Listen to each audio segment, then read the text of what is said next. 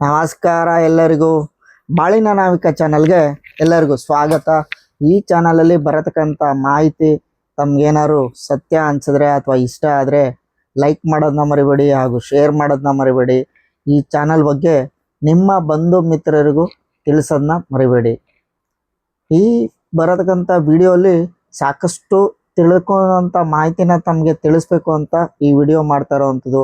ಇಂದಿನ ದಿನ ಯಾವುದರ ಬಗ್ಗೆ ಮಾಹಿತಿ ಕೊಡ್ತೀನಪ್ಪ ಅಂದರೆ, ಒಂದು ತಮಗೆಲ್ಲ ಒಂದು ಶುಭ ಮಾಸನೇ ಆಗಿರ್ಬೋದು. ಎಷ್ಟೋ ಜನ ಈ ಮಾಸಗಳ ವಿಚಾರ ಬಂದಾಗ ತಮಗೆ ನನ್ನ ಹಿಂದಿನ ವಿಡಿಯೋಲಿ ಹೇಳಿದೆ, ಒಂದು ಆ ಜ್ಯೇಷ್ಠ ಮಾಸದ ವಿಚಾರ ಅಂದರೆ ಯಾವುದೇ ಒಬ್ಬ ವ್ಯಕ್ತಿ ದುಡ್ಡು ಕಾಸಿನ ತೊಂದರೆ ಇದ್ದರೂ ಅದನ್ನು ದೂರ ಮಾಡ್ಕೊಳ್ಳೋದು ಯಾವುದು ಅಂದರೆ ಜ್ಯೇಷ್ಠ ದೇವಿ ಮಾಸ ಅಂದರೆ ಜ್ಯೇಷ್ಠ ಮಾಸ. ಹಾಗೆ ಈ ಒಂದು ಮಾಸದಲ್ಲಿ ಅಂದರೆ ನೆಕ್ಸ್ಟ್ ಮಾಸನೇ ಆಷಾಢ ಮಾಸ. ಈ ಆಷಾಢ ಮಾಸ ಅಂದಿದ ತಕ್ಷಣ ಎಷ್ಟೋ ಜನರಿಗೆ ಒಂದು ಗಲಿಬಿಲಿ ಏನಂದರೆ, ಗಂಡ ಹೆಂಡತಿ ಹೊಸದಾಗಿ ಮದುವೆ ಆದಂಥ ಗಂಡ ಹೆಂಡತಿನ ದೂರ ಮಾಡೋದಂಥ ಮಾಸನೂ ಹೌದು. ಆದರೆ ಇದು ಪದ್ಧತಿ ಎಷ್ಟು ಮಟ್ಟಿಗೆ ನಿಜ ಹಾಗೂ ಹಳೆಯ ಮಾಸದಲ್ಲಿ ಅಂದರೆ ಹಿಂದಿನ ದಿನಗಳಲ್ಲಿ ಇದು ಪುಟ್ಟದಾದ ಒಂದು ಕತೆ ಕೂಡ ಇದೆ. ಆದರೆ ಇದನ್ನು ತಿಳಿಸೋದಕ್ಕೂ ಮುಂಚಿತವಾಗಿ ಈ ಒಂದು ಆಷಾಢ ಮಾಸದ ಫಲ ಏನು ಸಿಗುತ್ತೆ ಅನ್ನೋದನ್ನ ತಮಗೆ ತಿಳಿಸ್ಬಿಡ್ತೀನಿ ನೋಡಿ. ಇದು ಶುರುವಾಗೋದು ತಮಗೆಲ್ಲ ತಿಳಿದುಕೊಂಡಿರಿ ಜುಲೈ 15ರಿಂದ ಒಂದು ಆಗಸ್ಟ್ 12 ತನಕ ಆಷಾಢ ಮಾಸ ಉಂಟು. ಅಂದರೆ ಈ ಆಷಾಢ ಮಾಸದಲ್ಲಿ ಯಾರನ್ನ ಪೂಜೆ ಮಾಡಿದ್ರೆ ತಮಗೆ ಒಂದು ಫಲ ಜಾಸ್ತಿ ಸಿಗುತ್ತೆ. ಅಂದರೆ ಯಾವ ರೀತಿ ಒಂದು ಹಣದ ದೃಷ್ಟಿ ಆಗಿರ್ಬೋದು, ಕೆಲಸದ ವಿಚಾರ ಆಗಿರ್ಬೋದು, ಎಲ್ಲ ಥರದ ಶುಭ ಕಾರ್ಯಕ್ಕೂ ಕೂಡ ಆಗಿರ್ಬೋದು.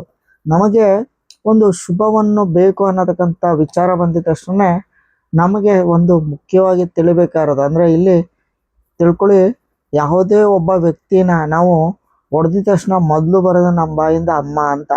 ಹಾಗಾಗಿ ಈ ಆಷಾಢ ಮಾಸ ಯಾವುದಕ್ಕೆ ಒಂದು ಯಾವ ಒಂದು ಫಲ ಸಿಗುತ್ತಪ್ಪ ಅಂದರೆ, ಹೆಣ್ಣು ದೇವತೆ ಅಂದರೆ ಶಕ್ತಿ ದೇವತೆಗಳನ್ನು ಆರಾಧನೆಯನ್ನು ಮಾಡೋದ್ರಿಂದ ಈ ಮಾಸದಲ್ಲಿ ತಮಗೆಲ್ಲ ತಿಳಿದಿರ್ಬೋದು ವ್ರತಗಳನ್ನ ಮಾಡ್ತಾರೆ. ಈ ಒಂದು ಮಾಸದಲ್ಲಿ 48 ಮಂಡಲ ಪೂಜೆ ಅಂದರೆ 48 ದಿನ ಅಂದರೆ ಆಷಾಢ ಶುರುವಾಗೋದಕ್ಕಿಂತ ಮುಂಚಿತವಾಗಿ ನಾವು ಅಮ್ಮನವ್ರನ್ನ ಒಂದು ಸ್ಥಾಪನೆ ಮಾಡಿ, ದುರ್ಗಾದೇವಿ ಆಗಿರ್ಬೋದು ಅಥವಾ ಒಂದು ಕಾಳಿ ಅವತಾರ ಆಗಿರ್ಬೋದು ಅಥವಾ ಚಾಮುಂಡೇಶ್ವರಿ ಅವತಾರ ಆಗಿರ್ಬೋದು, ಓಂ ಶಕ್ತಿ ದೇವತೆ ಆಗಿರ್ಬೋದು, ಯಾವುದೋ ಒಂದು ಅಮ್ಮನವರು ಅಂದರೆ ಶಕ್ತಿ ದೇವತೆ ಅಂದರೆ ತಮಗೆಲ್ಲ ಎಷ್ಟೋ ಜನ ತಿಳಿದಿರ್ತೀರ.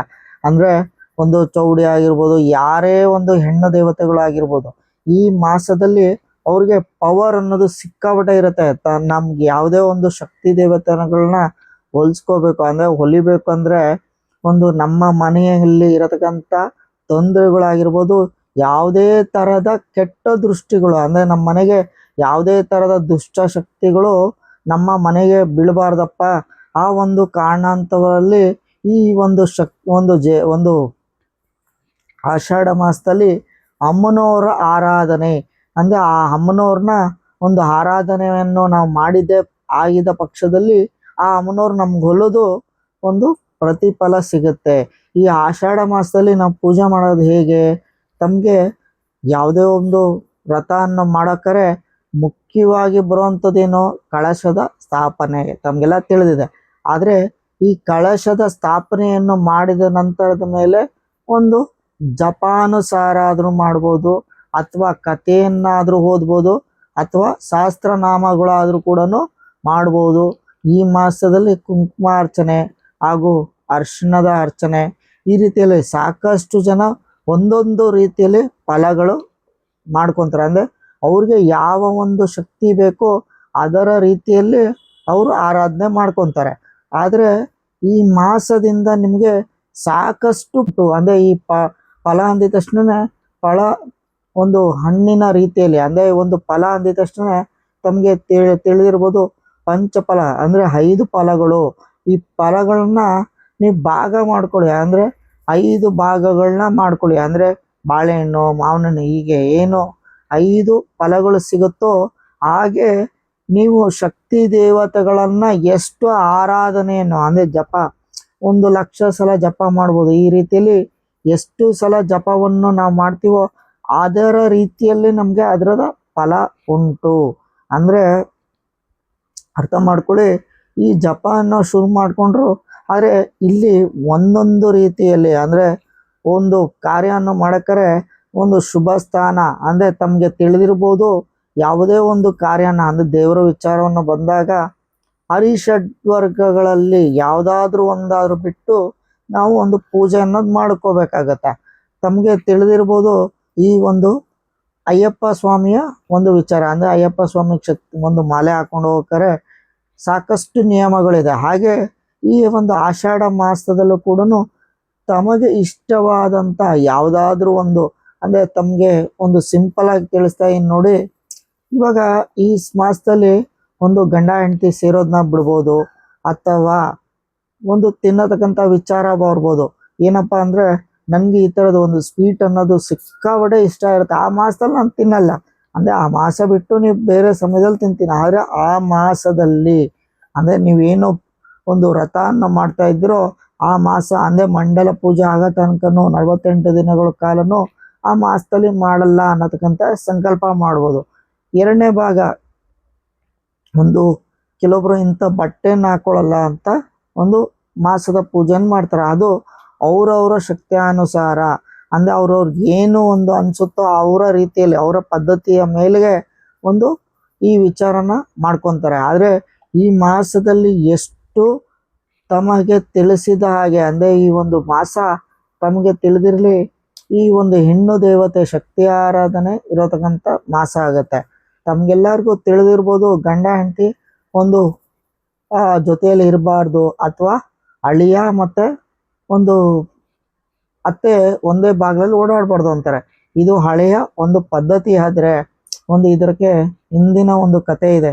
ಏನಪ್ಪ ಅಂದರೆ ಆಗಿನ ಕಾಲದಲ್ಲಿ ಒಂದು ವೈಶಾಖ ಮಾಸ ಬಂದಿದ ತಕ್ಷಣ ಒಂದು ಯಾವುದೇ ಒಂದು ಮದುವೆ ಹರಿದಿನ ಅನ್ನತಾ ಇದ್ದಾಗ ಒಂದು ಮಗಳಾದವಳು ಒಂದು ಮನೆಗೆ ಬರೋಳು. ಅದ್ರ ಜೊತೆಯಲ್ಲಿ ಏನಪ್ಪ ಅಂದರೆ ಮಗಳು ಬಂದಲ್ಲ ಅನ್ನೋ ಜೊತೆಯಲ್ಲೇ ಅಳಿಯನೂ ಕೂಡ ಬರ್ತಾ ಇದ್ದ. ಆ ಒಂದು ಅಳಿಯ ಇದ್ದಾಗ ವೈಭವಿಕ ಜೀವನ ಇರಬೇಕು. ಅಂದರೆ ಅವ್ನಿಗೆ ಒಂದು ಊಟದ ದೃಷ್ಟಿ ಆಗಿರ್ಬೋದು, ಬಟ್ಟೆ ದೃಷ್ಟಿ ಆಗಿರ್ಬೋದು. ಯಾಕಂದರೆ ಆ ಸಮಯ ಕೆಲಸ ಮಳೆ ಬಿತ್ತನೆ ಬೀಳಬೇಕು, ಒಂದೊಂದೇ ಕಾರ್ಯಗಳಿರೋದು. ಈ ಆಷಾಢ ಮಾಸದಲ್ಲಿ ಒಂದು ಕಾರ್ಯ ಅನ್ನೋದು ಮಾಡಲೇಬೇಕಾಯ್ತು. ಅಂದರೆ ಈ ಅಳಿಯ ಅದನ್ನು ಅವ್ರ ಮನೆಗೆ ಹೋಗ್ತಾ ಇಲ್ಲ. ಯಾಕಂದರೆ ಈ ವೈಶಾಖ ಜ್ಯೇಷ್ಠ ಮಾಸದಲ್ಲಿ ಬಂದೂ ಹೋಗಕ್ಕೆ ರೆಡಿ ಆಗ್ತಾ ಇರಲಿಲ್ಲ. ಆ ಒಂದು ಕಾರಣ ಏನಪ್ಪ ಅಂದರೆ ಹಿರಿಯರು ಮಾಡೋದಂಥ ಪದ್ಧತಿ ಏನಂದ್ರೆ ಆ ಸಮಯದಲ್ಲಿ ಇರಬಾರ್ದು. ಅಟ್ಲೀಸ್ಟ್ ಅವ್ರ ಮನೆಗೆ ಹೋಯ್ತು ಅಂದರೆ ಆ ಮಗಳಾದವಳು ಅವ್ರ ಮನೇಲಿ ಉಳಿತಾಳೆ, ಇಲ್ಲಾಂದ್ರೆ ಅವ್ನು ಹೊಳ್ತಾ ಇದ್ದಾನೆ ಅಂದರೆ ಮಗಳನ್ನೂ ಕರ್ಕೊಂಡು ಹೋಗ್ತಾನೆ ಅನ್ನೋ ಒಂದು ಕಾರಣಾಂತರಕ್ಕೆ ಹಳೆಯ ಕಾಲದಲ್ಲಿ ಈ ಪದ್ಧತಿ ಅನ್ನೋದು ಮಾಡಿದ್ರು. ಆದರೆ ಈ ಒಂದು ಮಾಸದಲ್ಲಿ ಏನಂದರೆ ಅದನ್ನೇ ಒಂದು ಹೈಯರ್ ಲಿಮಿಟ್ಗೆ ಹೋಗಿದೆ. ಅಂದರೆ ಒಂದು ಡಿಸ್ಅಡ್ವಾಂಟೇಜಸ್ನ ಮಾಡ್ಕೊತಾ ಇದ್ದಾರೆ. ಆದರೆ ಈ ಅಡ್ವಾಂಟೇಜ್ನ ಮಾಡ್ಕೊಳ್ಳೋದು ನಿಮ್ಗೆ ಬಿಟ್ಟದ್ದು. ಆದರೆ ಈ ಸಮಯದಲ್ಲಿ ಏನಾದರೂ ಮಗು ಅನ್ನೋದು ಕನ್ಫರ್ಮ್ ಮಾಡಿಕೊಂಡ್ರೆ ತಮಗೆ ತಿಳಿದಿರ್ಬೋದು ಈ ಒಂದು ಬೇಸಿಗೆಯ ಸಮಯದಲ್ಲಿ ಅಂದರೆ ಒಂದು ಬೇಸಿಗೆ ಹಾಗೂ ಮಳೆಯ ಕಾಲದಲ್ಲಿ ಮಗು ಜನನ ಆಗುತ್ತೆ. ಆ ಒಂದು ತೊಂದರೆ ಆಗಬಾರ್ದು ಅನ್ನೋದಕ್ಕಂಥ ಒಂದು ವಿಚಾರಕ್ಕಾಗಿ ಈ ಒಂದು ಸಮಯದಲ್ಲಿ ಗಂಡ ಹೆಂಡತಿ ಜೊತೆಯಲ್ಲಿ ಇರಬಾರ್ದು ಅನ್ನೋ ಕೂಡ ಮಾಹಿತಿ ಇದೆ.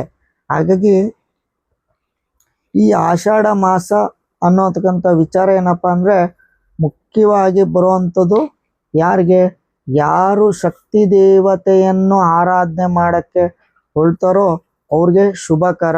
ಹಾಗೂ ನನ್ನ ಮನೆಯಲ್ಲಿ ಈ ಥರ ಏನೋ ಒಂದು ಕೆಟ್ಟದಿದೆ ಹಾಗೂ ನಮ್ಮ ಮನೆಗೆ ಒಳ್ಳೇದಾಗಬೇಕು, ನನಗೆ ಹಣದ ದೃಷ್ಟಿ ಬರಬೇಕು, ನನಗೆ ಒಳ್ಳೇದಾಗಬೇಕು ಅನ್ನೋದು ಯಾರ ಒಂದು ವಿಚಾರ ಇರುತ್ತೋ ಅವ್ರಿಗೆ ಇದು ಮಾಸ ಶುಭ ಮಾಸ. ಅವರೆಲ್ಲ ಬೇಕಾದ್ರೂ ಯಾರೇ ಆದರೂ ಹೆಣ್ಣು ಶಕ್ತಿ ದೇವತೆಯನ್ನು ಆರಾಧನೆ ಮಾಡಿ ಅವ್ರಿಗೆ ಶುಭವನ್ನು ಕೋರ್ಬೋದು ಅನ್ನತಕ್ಕಂಥ ಮಾಹಿತಿ ಈ ವಿಡಿಯೋಲಿ ತಿಳಿಸ್ತಾ ಇದ್ದೀನಿ. ಈ ಮಾಹಿತಿ ತಮ್ಗೇನಾದ್ರು ಸತ್ಯ ಅನಿಸಿದ್ರೆ ನಿಮ್ಮ ಬಂಧು ಮಿತ್ರರಿಗೂ ಶೇರ್ ಮಾಡಿ ಅನ್ನೋಂಥ ನನ್ನ ವಿಡಿಯೋನ ಇಲ್ಲಿಗೆ ನಿಲ್ಲಿಸ್ತಾ ಇದ್ದೀನಿ. ನಮಸ್ಕಾರ.